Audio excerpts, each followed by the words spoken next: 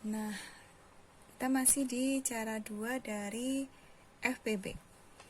Oke, tadi sudah menentukan faktorisasi prima dari 6 dan faktorisasi prima dari 8. Kemudian sama seperti KPK, di KPK tadi ada rumus yang perlu diperhatikan.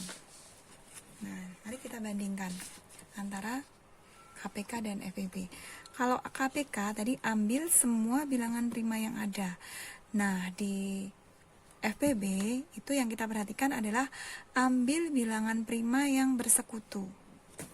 Kemudian kalau di KPK kecil ya, kelipatan persekutuan terkecil, ambil pangkat yang justru terbesar.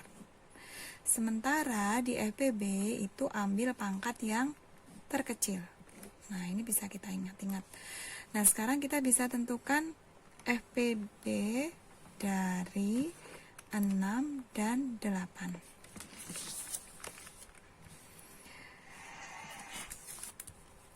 FPB dari 6 dan 8. Kita lihat dari kedua faktorisasi prima ini, mana yang bersekutu atau mana yang bilangannya sama. Nah, ini terlihat 2. Maka kita tulis 2. Kemudian, ambil pangkat yang terkecil. Di antara yang bersekutu ini tadi, mana pangkat yang terkecil? Ini 2 pangkat 1, ini 2 pangkat 3. Nah, berarti 2 pangkat 1. 2 pangkat 1. Berarti FPB dari 6 dan 8 yaitu 2. Sama dengan yang cara dengan faktor tadi. Oke, itu tadi cara menentukan faktor persekutuan terbesar atau FPB. Nah, selanjutnya ada cara yang ketiga. Cara yang ketiga ini dapat dilakukan secara bersama-sama antara FPB dan KPK. Biasanya cara ini disebut sebagai cara pagar atau cara sengkedan. Nah, caranya begini. Misalnya kita akan menentukan FPB, cara ketiga ya. FPB dan KPK dari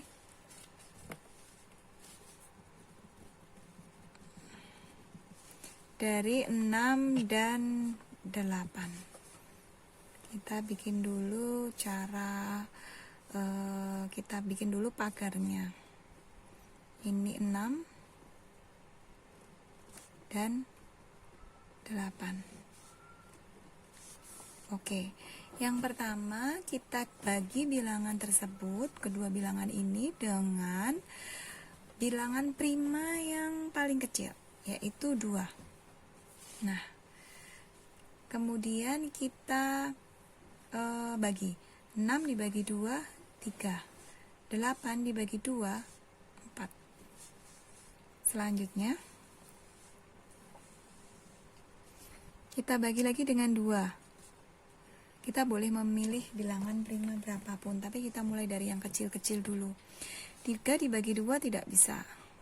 Sementara 4 dibagi 2 bisa 2. Kemudian kita bagi lagi. Kira-kira mau berapa angka yang kita pakai? Oh, kita mau pakai yang 2 dulu. Oke, 2. 3 dibagi 2 tidak bisa. Sementara 2 dibagi 2, 1. Nah, kalau kita sudah ketemu angka 1, berarti perjalanan selesai.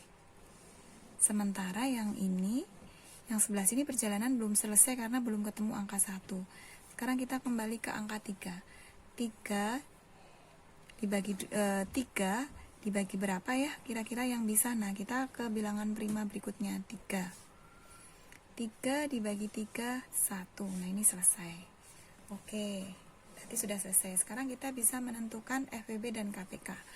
Bilangan yang di sebelah sini adalah bilangan untuk KPK-nya. Sementara yang di sini ini untuk FPB-nya. Bagaimana cara menentukan FPB? Caranya gampang.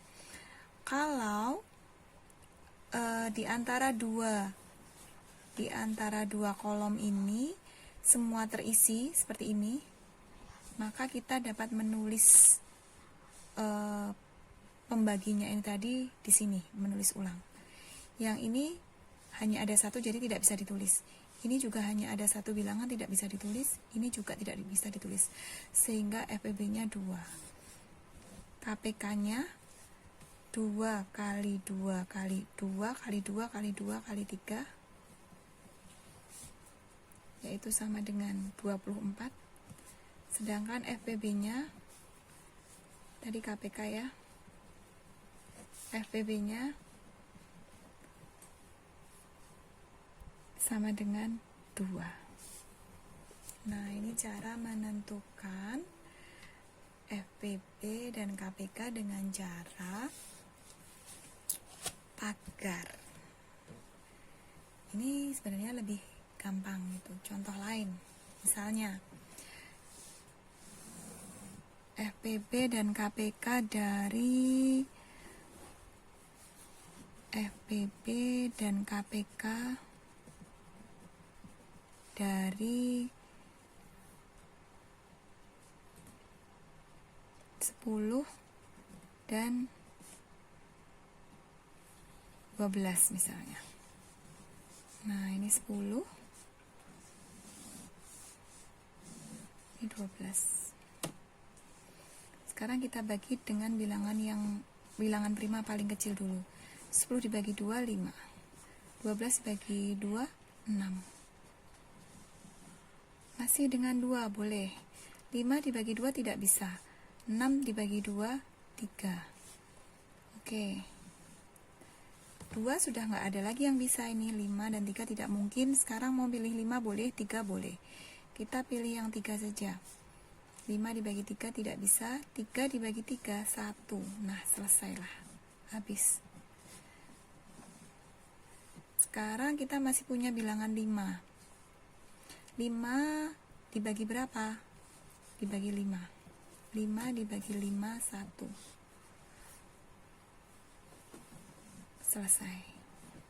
Nah, di sini tadi KPK, di sini FPB. Oke, jadi KPK-nya 2 kali 2 kali 3 kali 5 sama dengan 2 kali 2, 4. 4 kali 5, 20, 20, 60.